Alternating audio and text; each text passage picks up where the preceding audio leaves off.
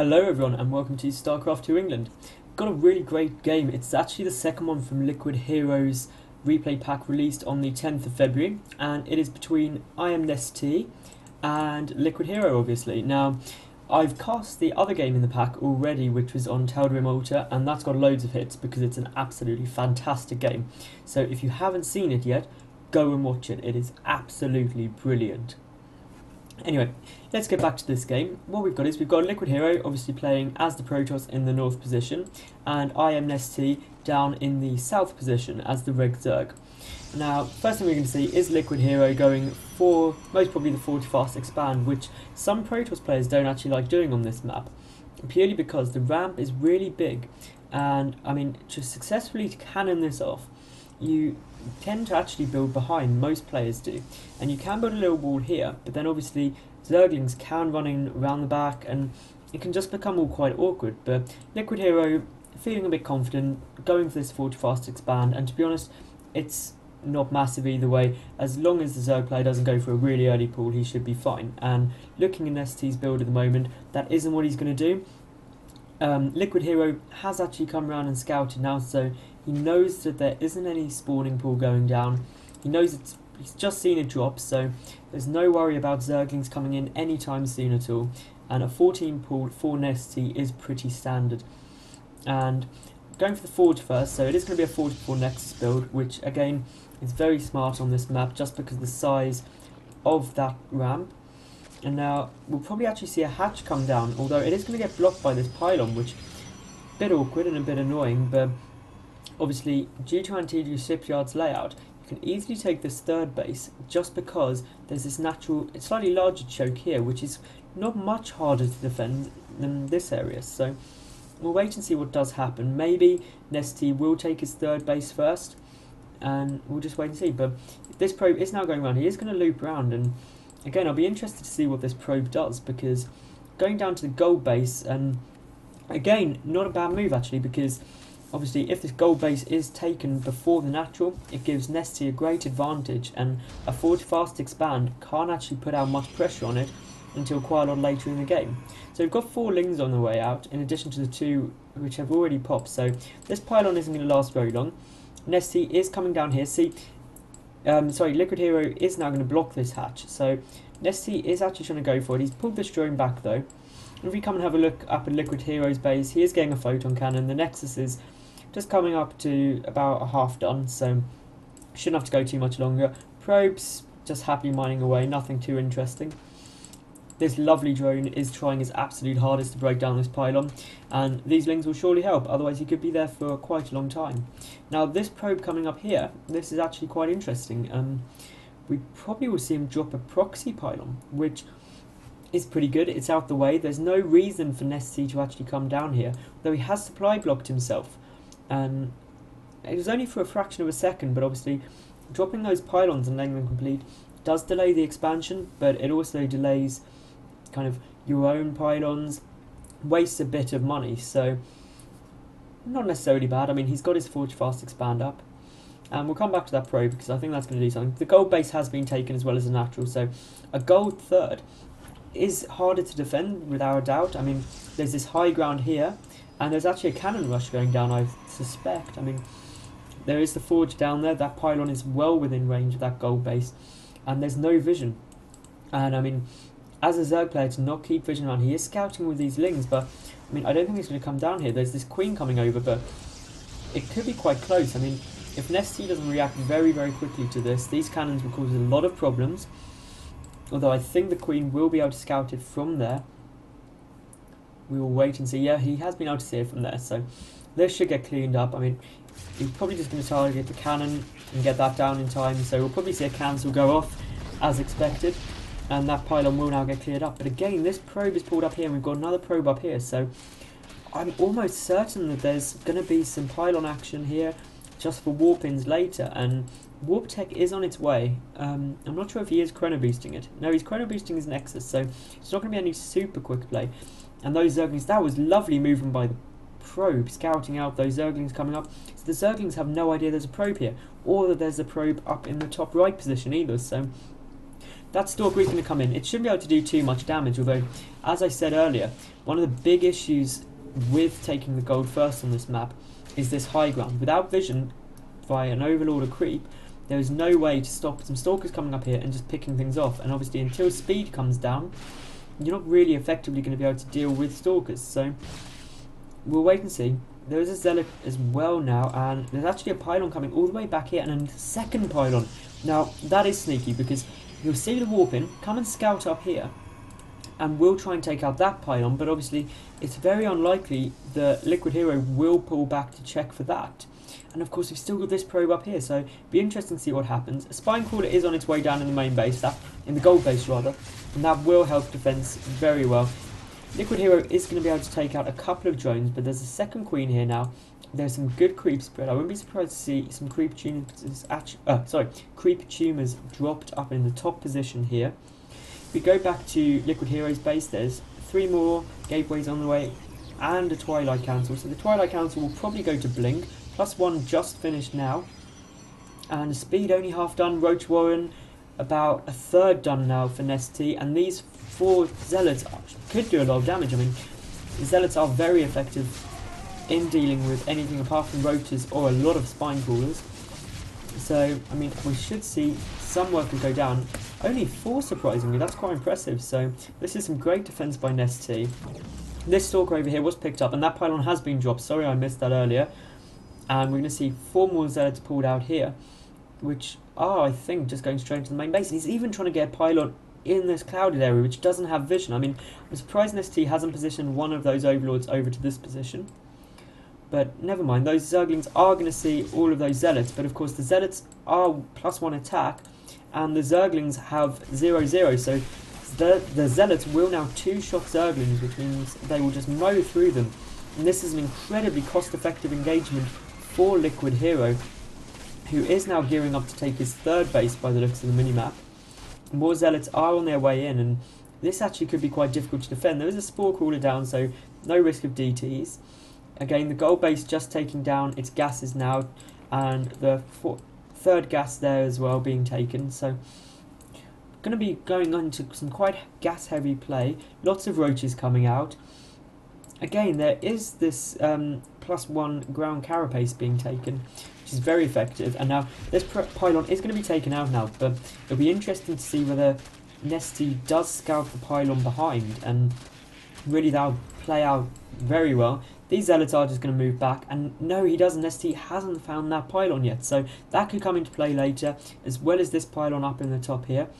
The Roach is just checking around on the 4th base, so I'd imagine the 4th base is going to be taken by NesTea soon.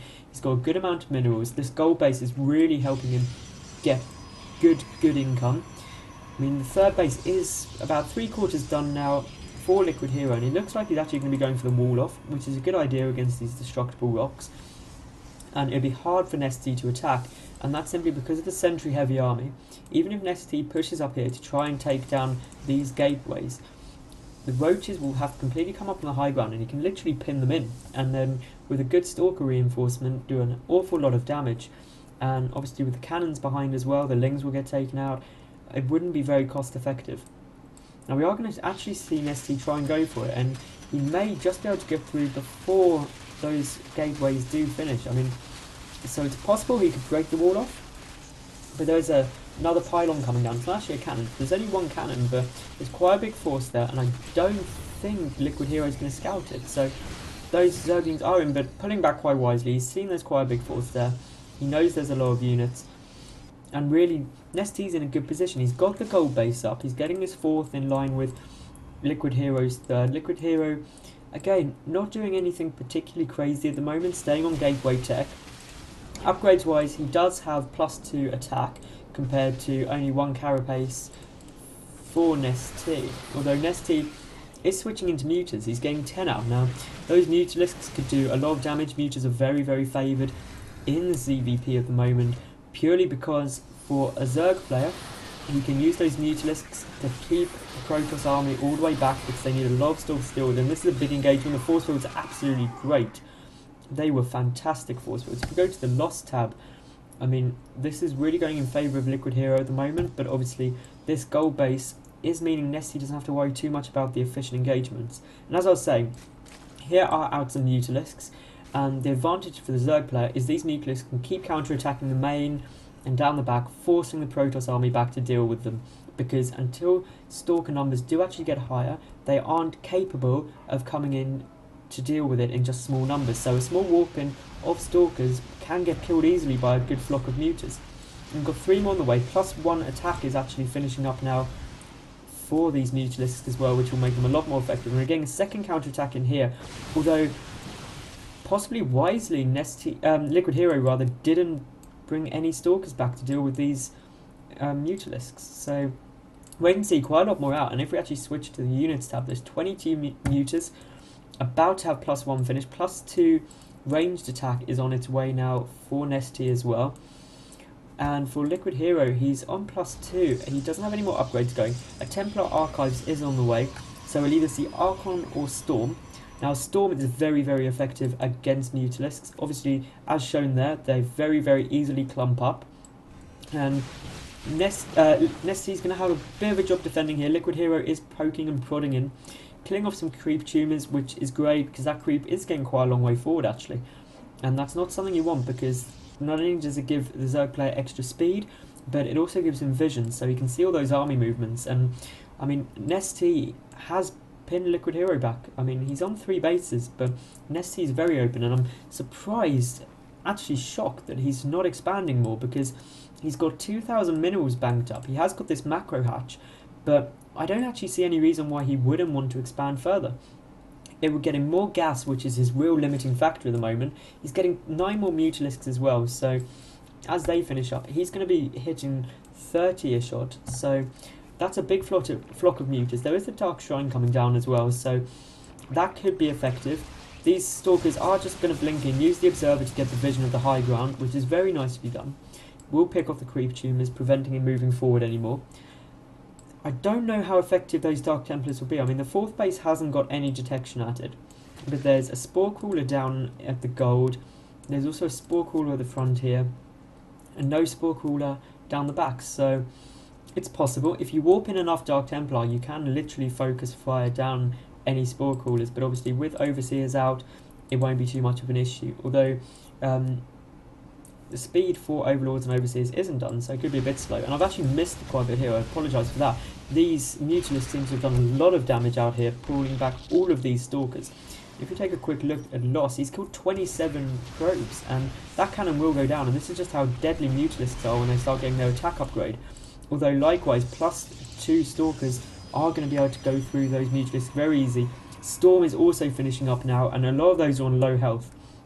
And if they clump up, then the Storms could do a lot of damage. NesTea is poking in the side here, could do some damage. He knows all of the Protoss army is back here. Well, this is getting very, very close. We'll wait and see what will go on now. Those sentries could all die. We'll need some good force fields, which there isn't, unfortunately, but there is a lot of Dark Templar in there.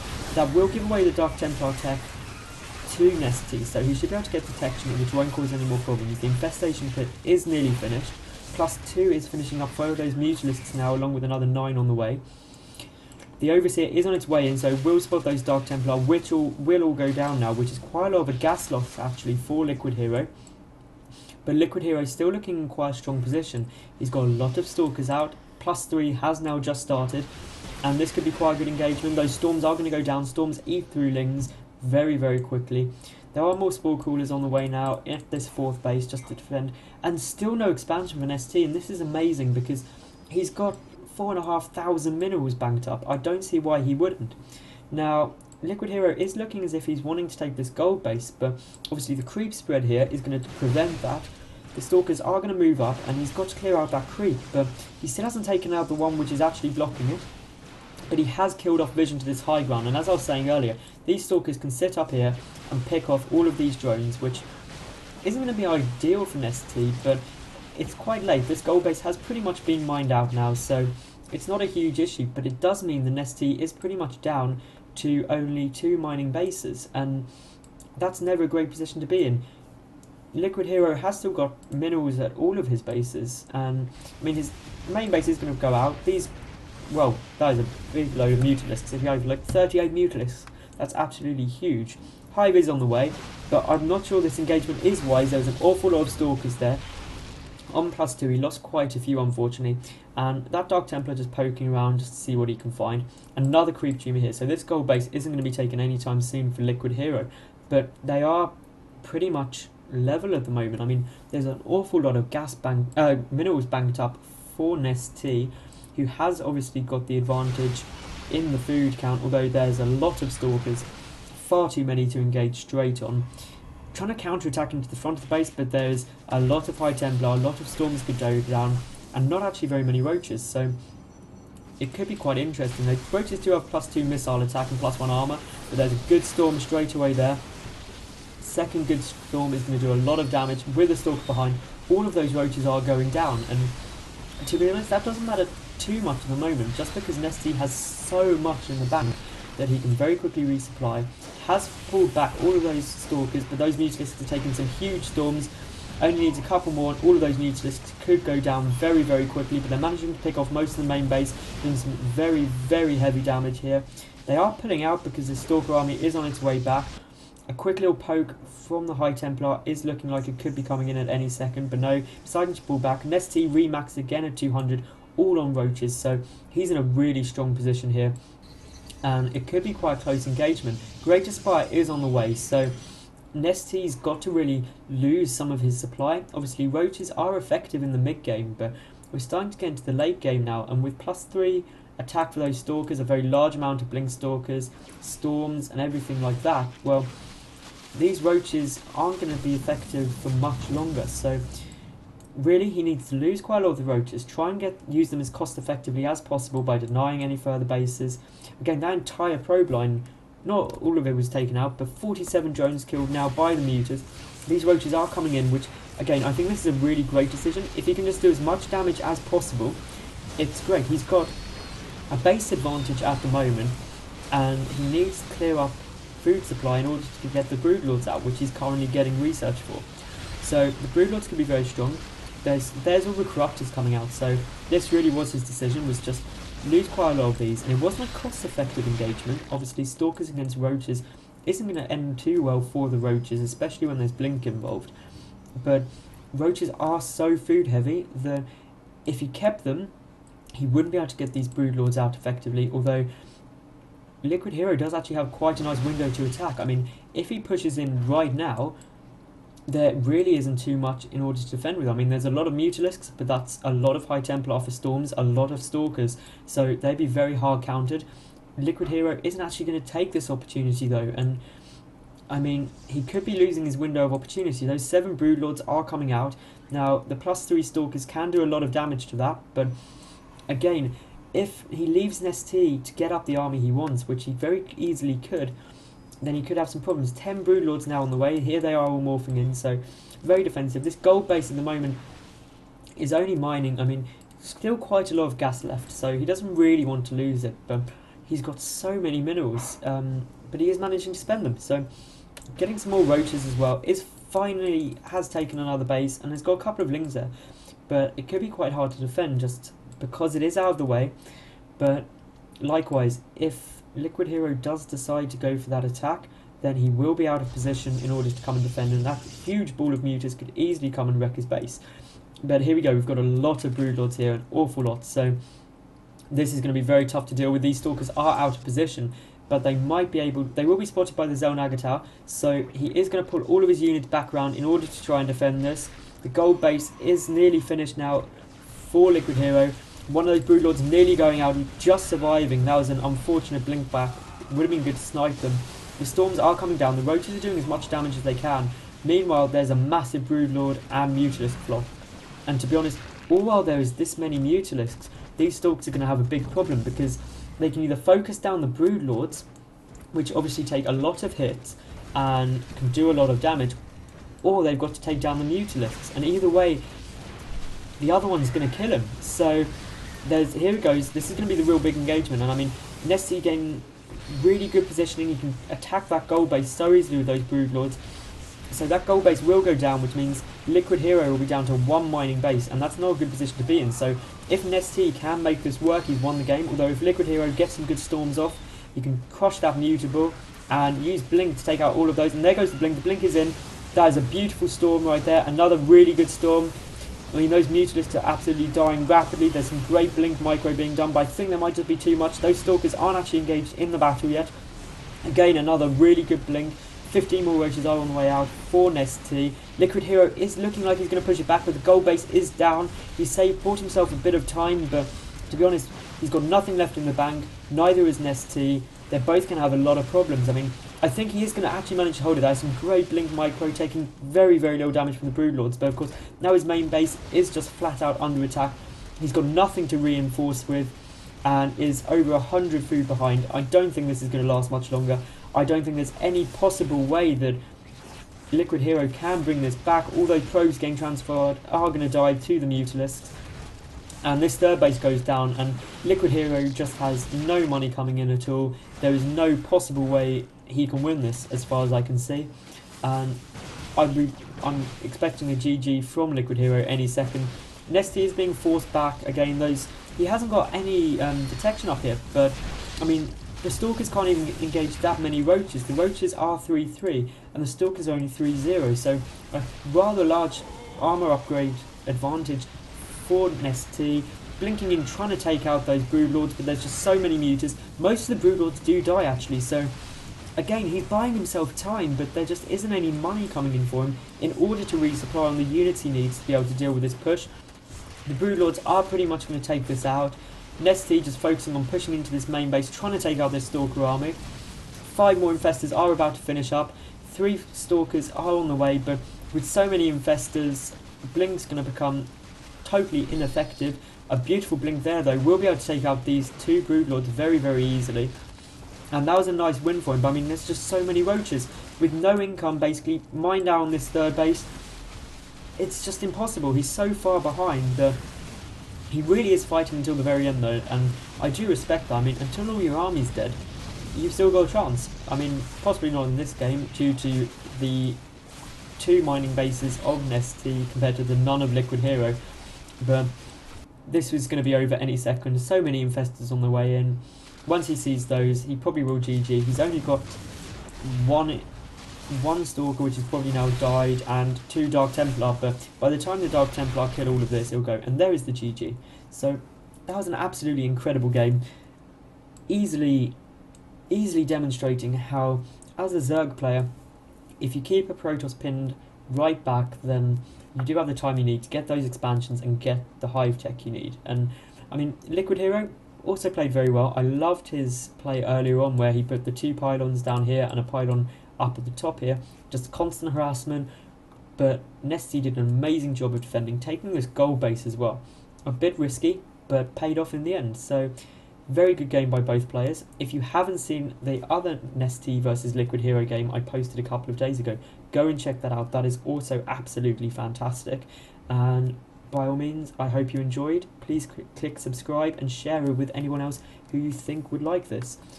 Hope to see you all again soon. I'll try and get some more casts up, hoping another Liquid replay pack does pop up on the worldwide internet. And all of you have a great week.